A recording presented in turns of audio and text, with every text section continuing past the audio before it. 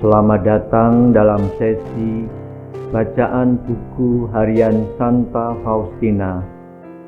Para opa, oma, bapak, ibu, dan sahabat-sahabat sekalian, mari kita baca dan dengarkan bersama-sama.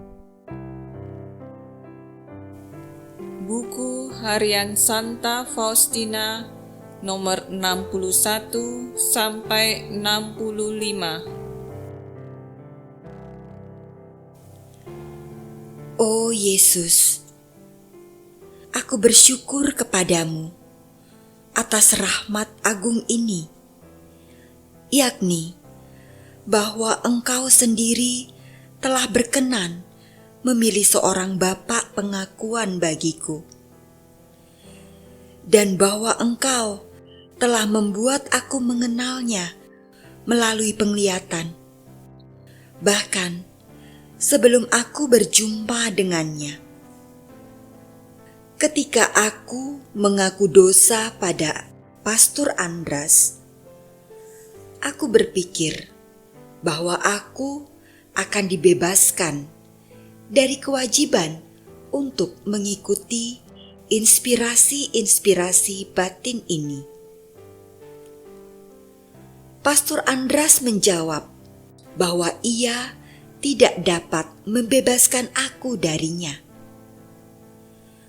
Tetapi suster, berdoalah agar diberi seorang pembimbing rohani. Tidak lama sesudah suatu doa yang kusuk, aku melihat Pastor Sopoko untuk kedua kalinya di dalam kapel kami, antara ruang pengakuan dan altar. Waktu itu aku berada di Krakau.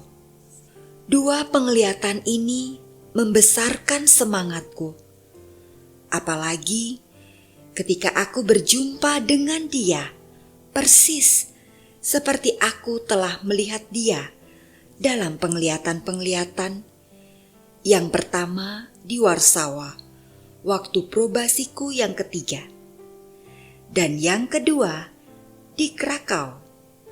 Oh Yesus, aku bersyukur kepadamu karena rahmat yang agung ini. Sekarang, apabila kadang-kadang aku mendengar orang berkata bahwa mereka tidak memiliki Bapak pengakuan, maksudnya seorang pembimbing rohani, ketakutan menguasai hatiku. Sebab aku tahu dengan sangat baik betapa besarnya kerugian yang harus kutanggung selama aku tidak memiliki Bapak pengakuan. Begitu mudah orang tersesat apabila tidak memiliki seorang pembimbing. Oh, kehidupan yang monoton dan membosankan. Betapa banyaknya harta yang kau miliki. Apabila aku memperhatikan segala sesuatu dengan mata iman, tidak ada 2 jam pun yang persis sama dan monoton, serta kebosanan itu pun menghilang.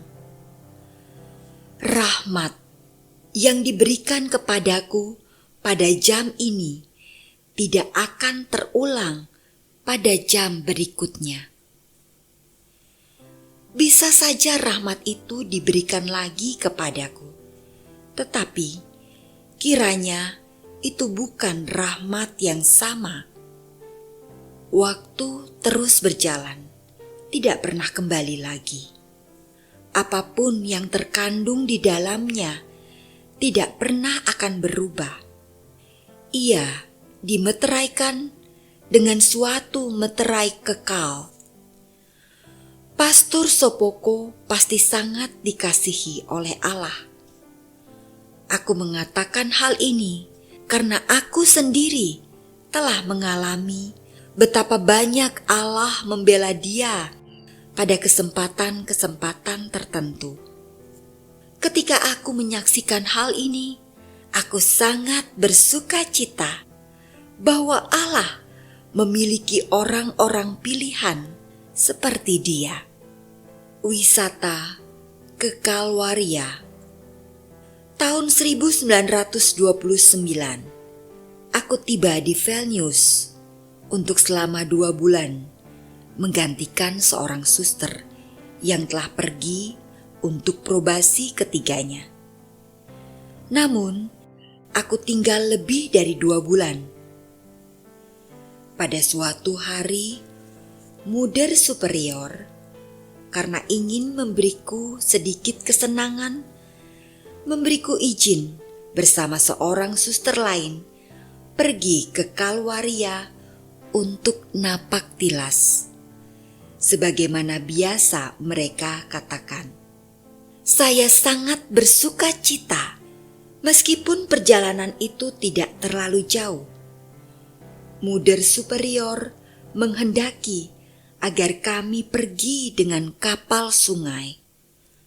Petang itu Yesus berkata kepadaku, "Aku menghendaki engkau tinggal di rumah."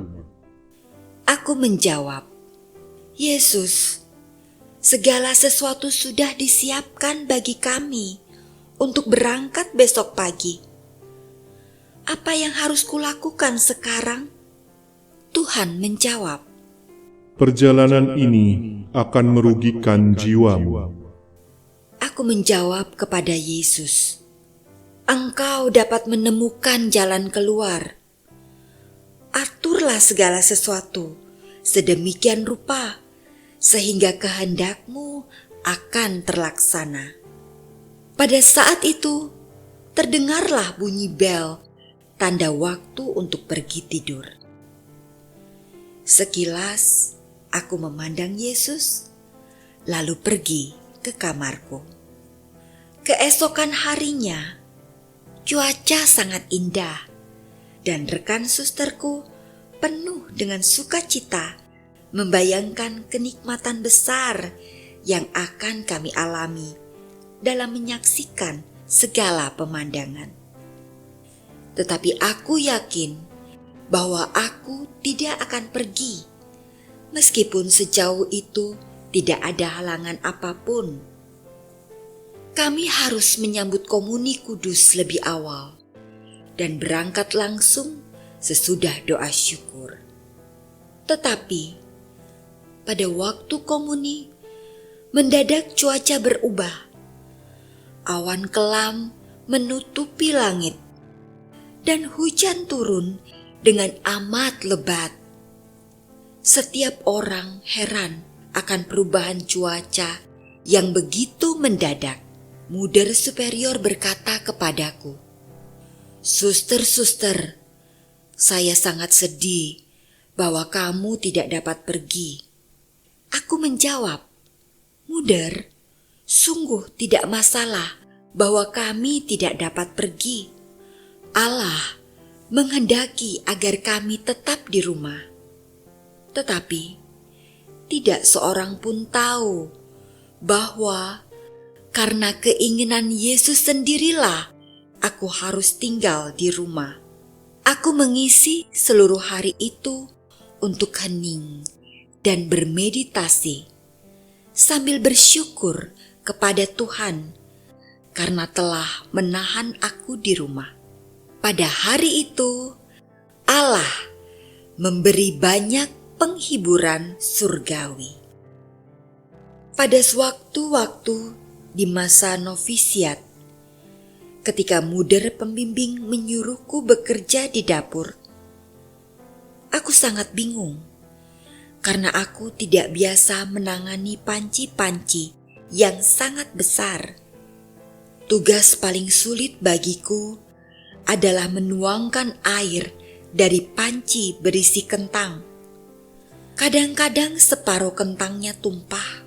Ketika aku menyampaikan hal ini kepada Muder pembimbing, ia berkata bahwa dengan berjalannya waktu, aku akan menjadi biasa dengan pekerjaan itu dan memperoleh keterampilan yang diperlukan. Tetapi tugas itu tidak menjadi lebih mudah. Sementara setiap hari kondisi tubuhku menjadi semakin lemah.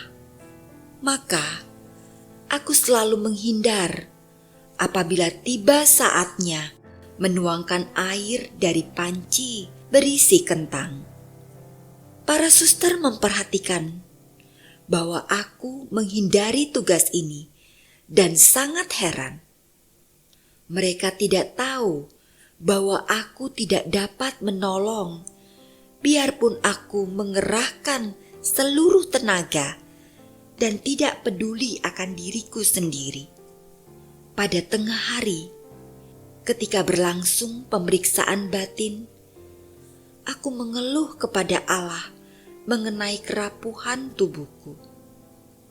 Maka aku mendengar suara berikut di dalam jiwaku. Mulai hari ini, engkau akan melakukannya dengan mudah. Aku akan menguatkan engkau.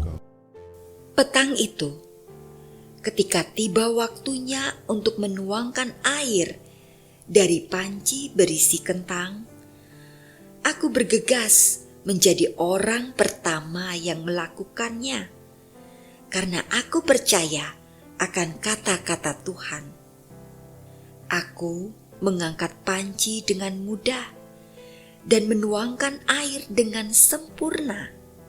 Tetapi ketika aku mengangkat tutupnya untuk membiarkan uap air kentang-kentang itu keluar, aku melihat dalam panci itu bukan kentang, melainkan suatu rangkaian penuh bunga mawar merah.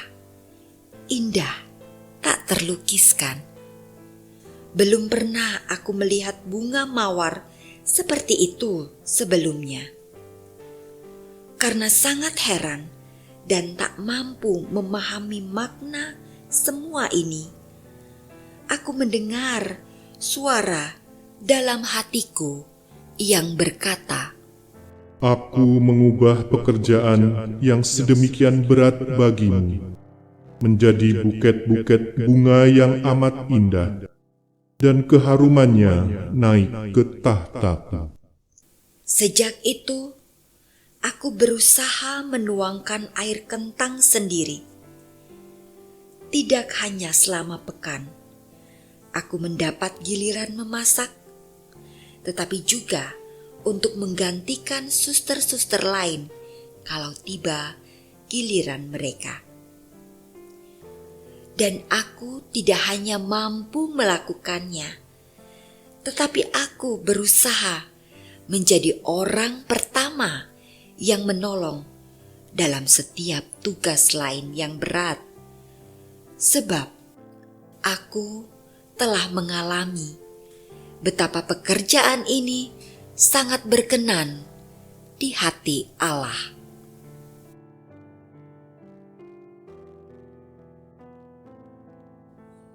Demikian telah kita baca dan dengarkan bersama-sama buku harian Santa Faustina hari ini. Kita akan lanjutkan bersama-sama besok di waktu yang sama. Berkah dalam.